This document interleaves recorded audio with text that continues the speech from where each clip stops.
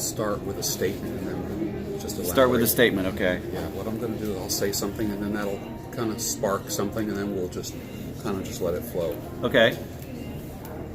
You are a collector, not necessarily a hoarder. Yeah, I guess. I guess I'll go along with that. Okay. I don't know. There might be a difference of opinion on that. I do have a lot of fountain pens. How many fountain pens do you have? I am sure I have thousands.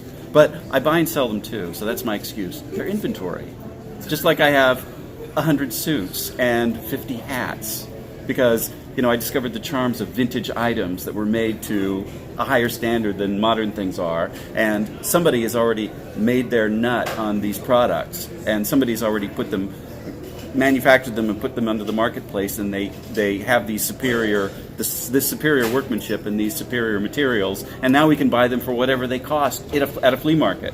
So it's true of all these various things that were made in the past. So I have a lot of things like that, and that's my excuse. I like that. They're inventory. They're inventory. See, when I had a regular job, and I wasn't buying and selling vintage fountain pens and other things for a living, if I had a fountain pen, it was because I was either using it or because I was a collector. But now I have an even better excuse. It's just inventory. So I could buy a collection of 100 fountain pens, and I could enjoy owning them. It's a business expense. It's a business.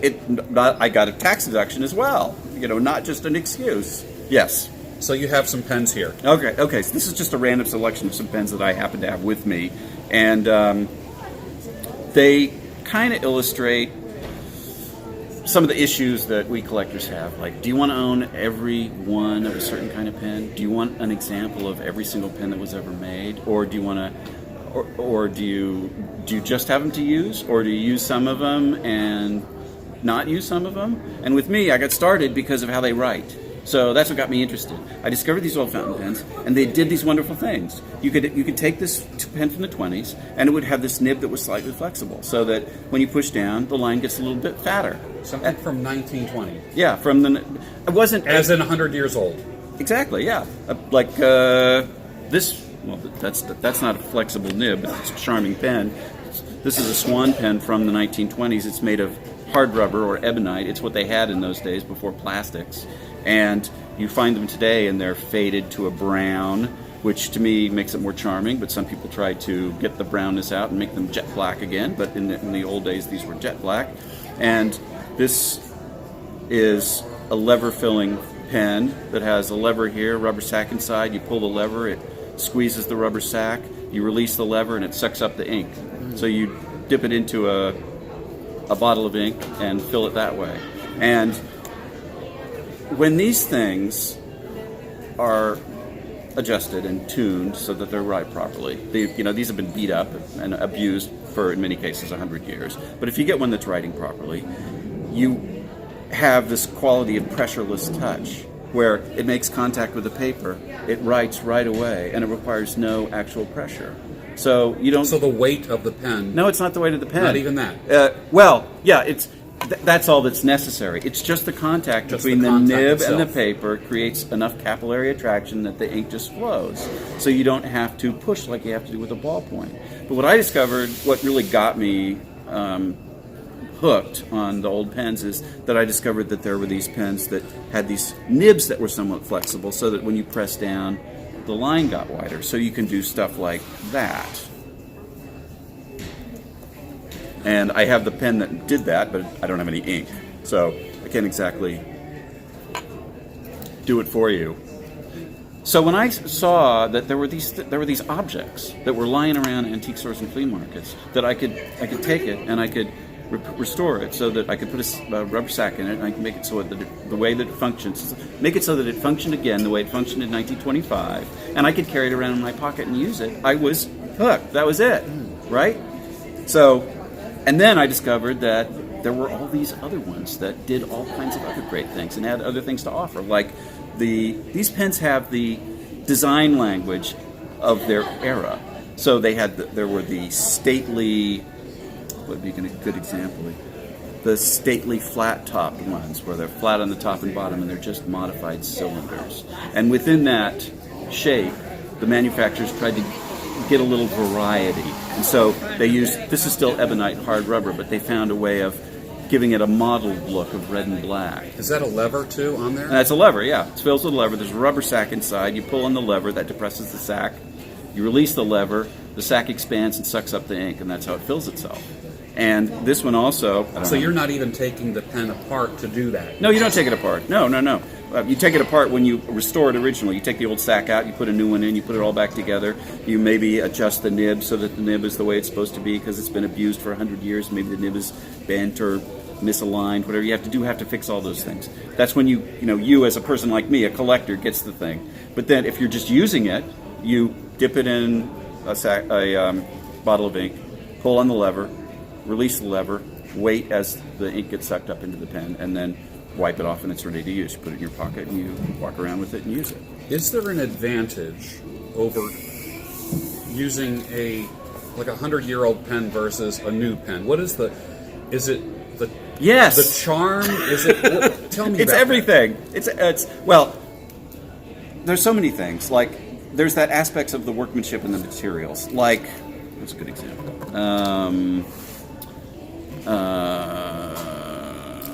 Here's the pen that I carry around with me, and this pen set I've carried around with me every day for the last 20 years, probably.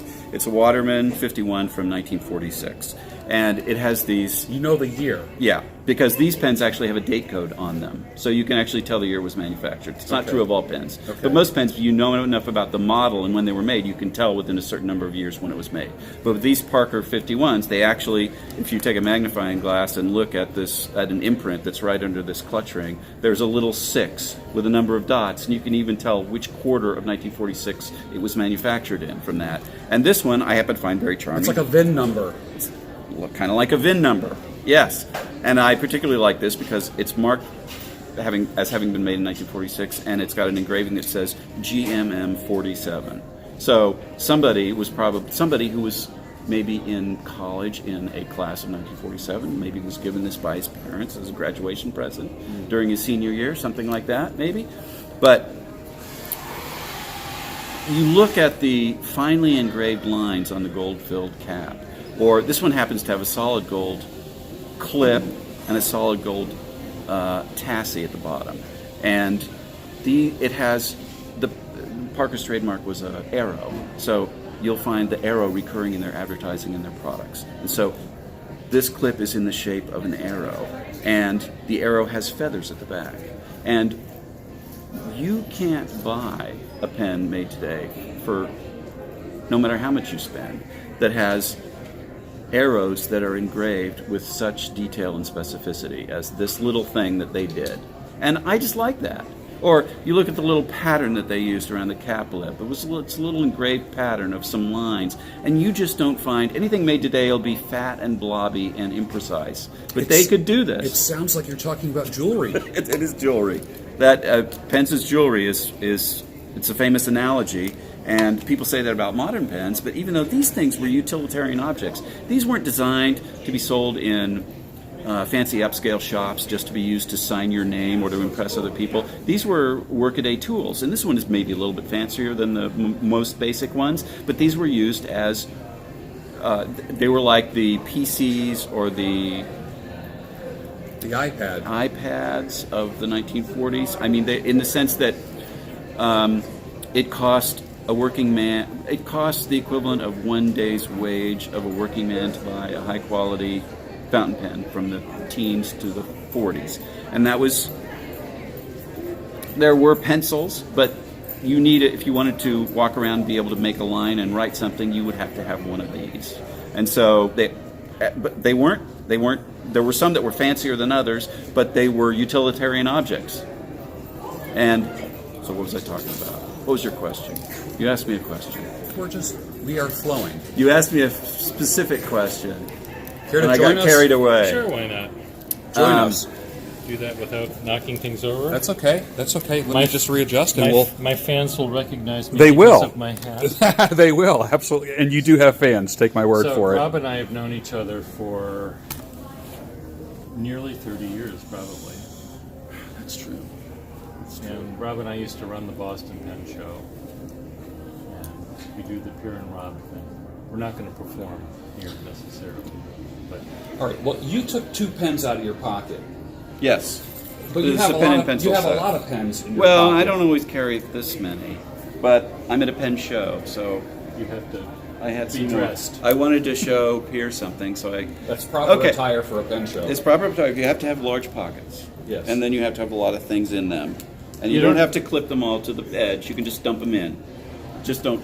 You don't also bend over. You also need deep pockets. No, you don't Yes, need you deep do. pockets at a pen. Well, It you know, helps. for $100, I bought 4 pens that. You only paid $100. I've bought 4 pens, one of which is very nice and will require just a minor restoration, and the rest were kind of for parts, and I'll be able to use them. Okay, another thing about old pens. And this goes to the tension between the fox and the hedgehog, right?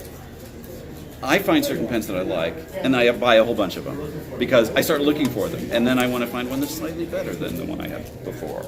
And one thing that I like about old pens, and you can't, this is another thing that's not available in new pens. Okay, this is an old pen. It's a Schaefer from the 1920s. It's one of the earliest pens to use plastic instead of hard rubber. Like remember, this is hard rubber. It will discolor with exposure to in air and sunlight. in my world, in the pipe world, It's called ebonite in the pipe world, yeah, right? The stems are ebonite. yeah. And the same thing happens to pens as to the stems of pipes, right?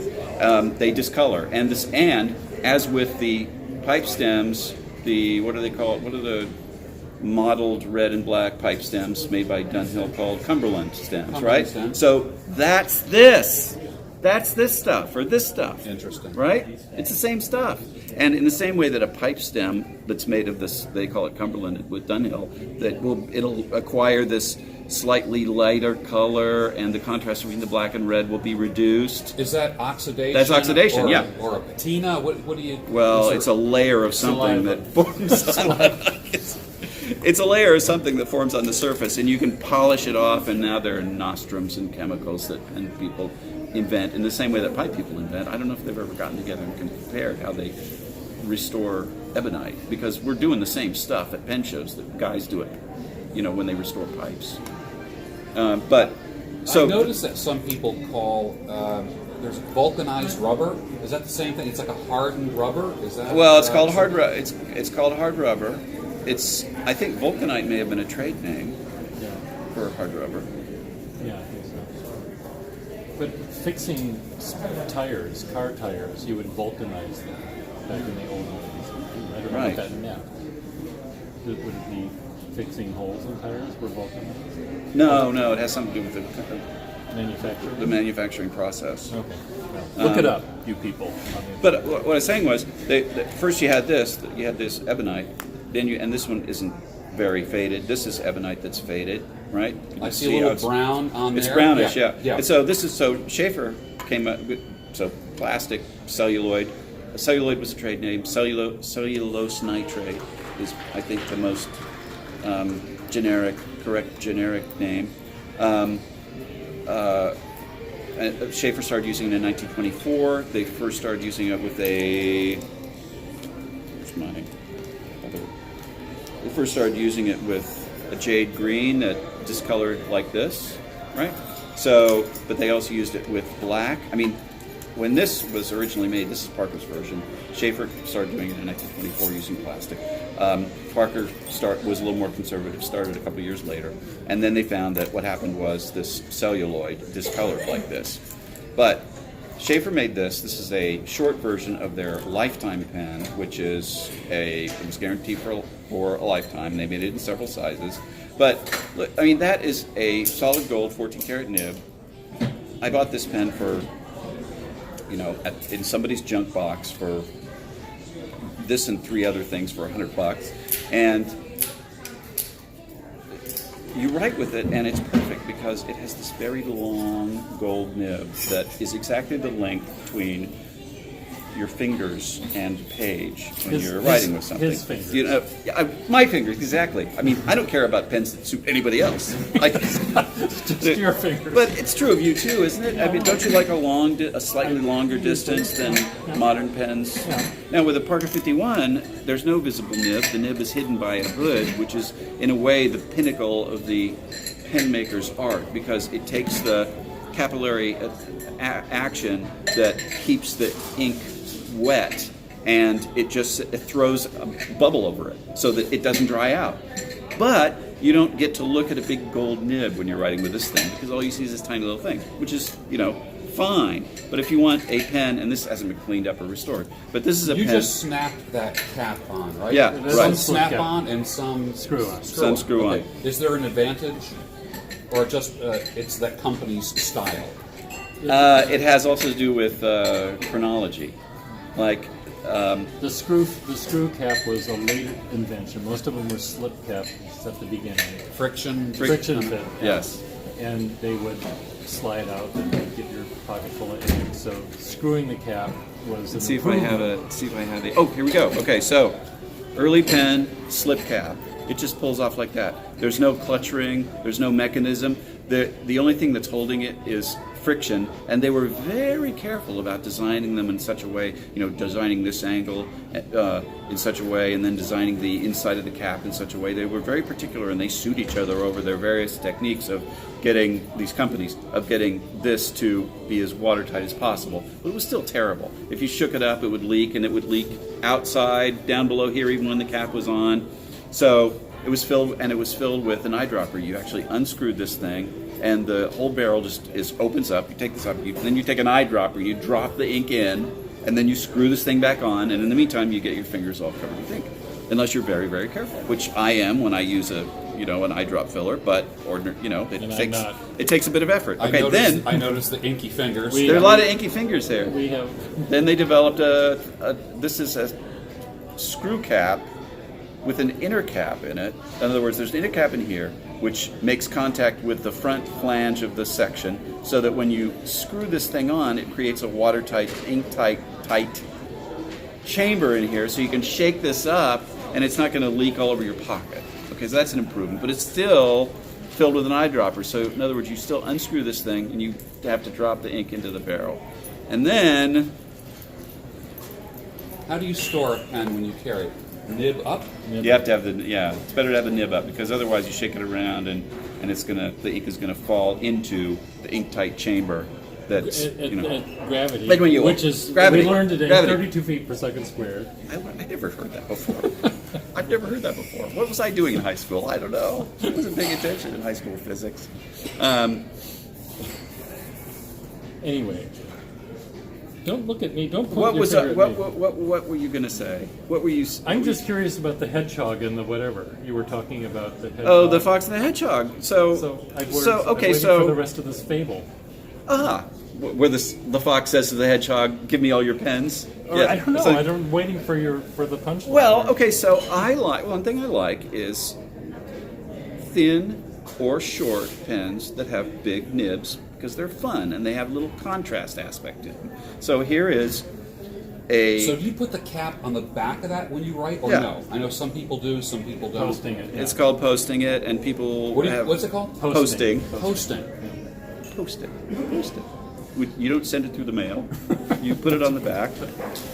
And I probably... By friction. And if it's by friction, that's how you break the cap lip if you do it too forcefully. So that's when if you hear about people not posting the caps of their pen, that is sometimes because they're afraid of creating a crack in the lip of the cap, which is bad for collectors. It's a flaw. That's a very serious flaw. You can take a pen that might be worth $500 or $600. You can post it too forcefully, and you can put a crack in the cap lip, and you might reduce its value by half.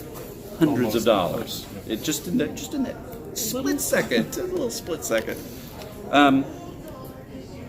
So I find it charming that you can have this short little pen with this big old. This is the largest size nib that Schaefer made, and Schaefer had these nibs that were typically very stiff. There wasn't anything interesting about the way they wrote, but they had more gold in them, and they were bigger than most other nibs, and they bragged about that in their advertising. And so you can have this short little pen with this big gold nib that's got this big honking thing. It's more impressive if it were polished up and restored, and it will be as soon as I get home. I can't wait to get it apart and get it all cleaned up. Okay, good. And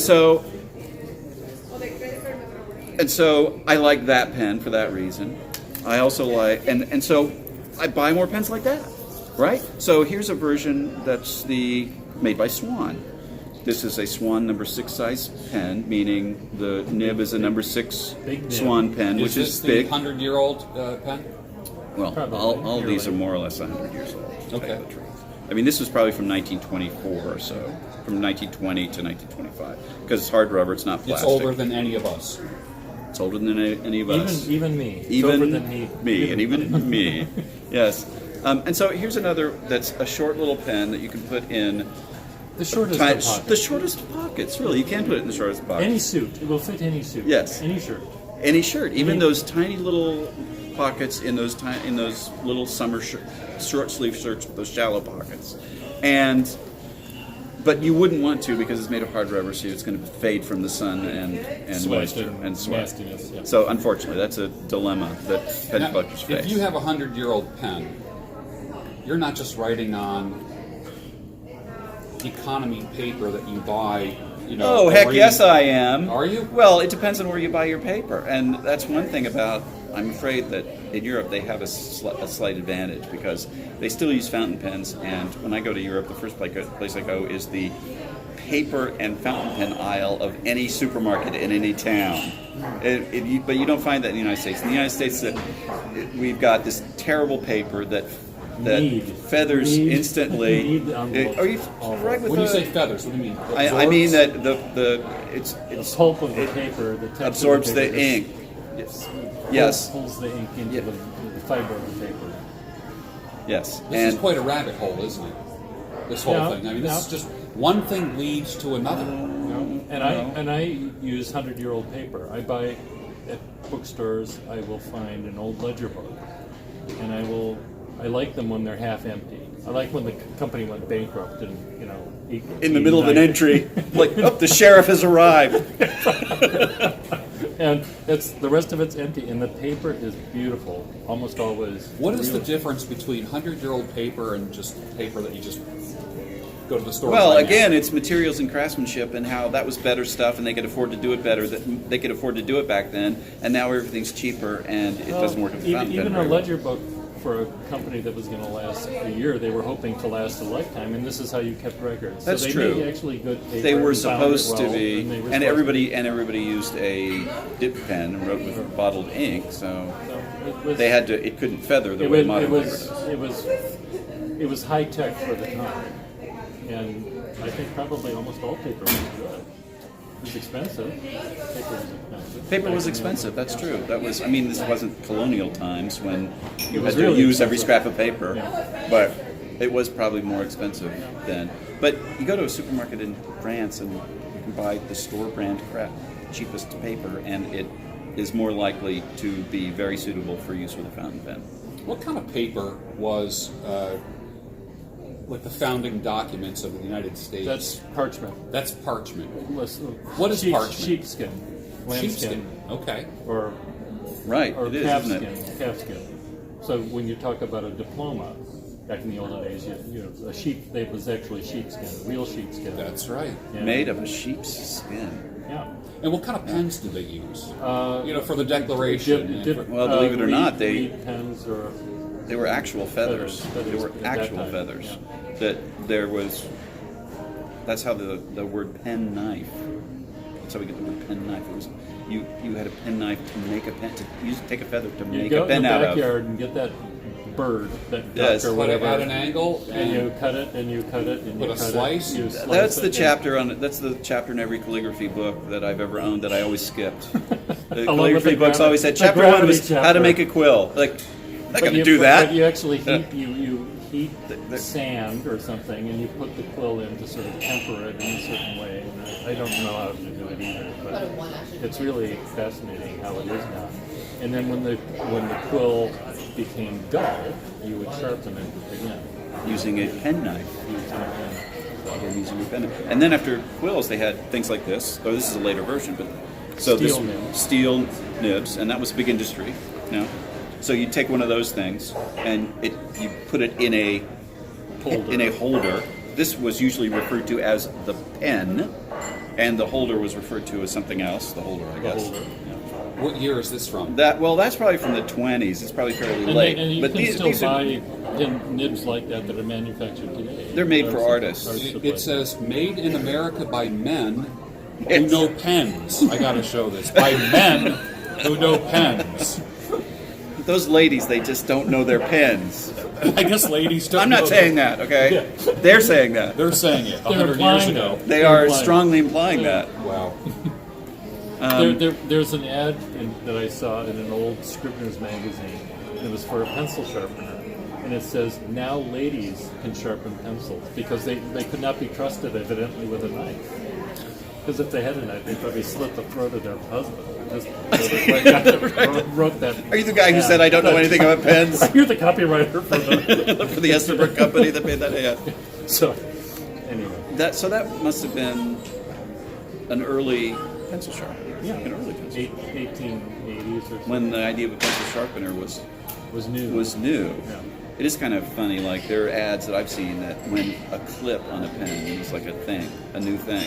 Like before, you had these You mean like a clip, like a pocket clip that you could clip it to your pocket. That was and there's a actually modern invention it was for pen. in like 1905 or something. so I mean, pens without a clip are definitely dated then. yeah. Well, some people. Oh, here's one. Okay, see, no clip. It just rolls right off the table. It just falls right out of your pocket. You lean over, falls right out. And then they started putting. They were such an afterthought. Like, okay, we'll take a couple rivets and we'll put this thing on here. And before they did that, let's see, do I have to? Oh, see, look. Before that, this thing was added on. It's just a separate piece, slides right off.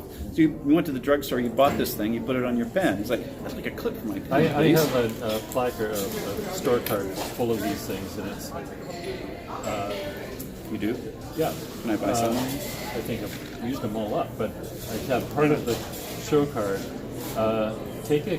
Oh shit! Now I'm trying to remember. Spend a little, save a lot. It was $1. Mm-hmm. Buy a clip with a grip. Spend a little, save a lot. Was their catchy. Can you imagine? I mean, trying to sell the public on having a pocket clip for their pen. And there's a Waterman ad with a guy. It's like he's like dragging a dead moose into his canoe that he's just killed, and he's got his vest, and he's got one of those utilitarian vests with like 4 pockets, and right here is his pen.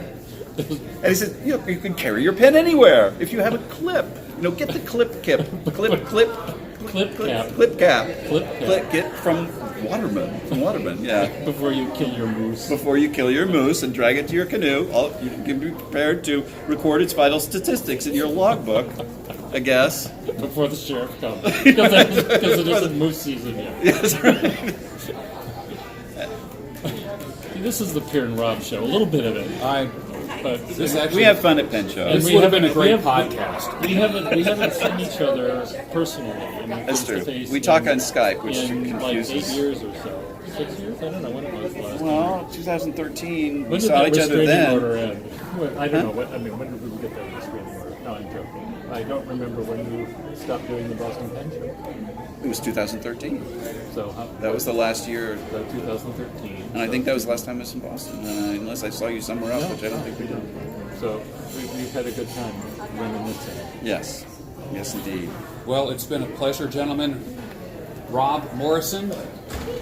Thank you. Gustafson. Pier Gustafson, just one. R, no S. Pier. Pier Gustafson. P-I-E-R. Yeah, Like Anthony's Pier 4. but without the S. I know Anthony's Pier 4. Yes. Yes. Bye.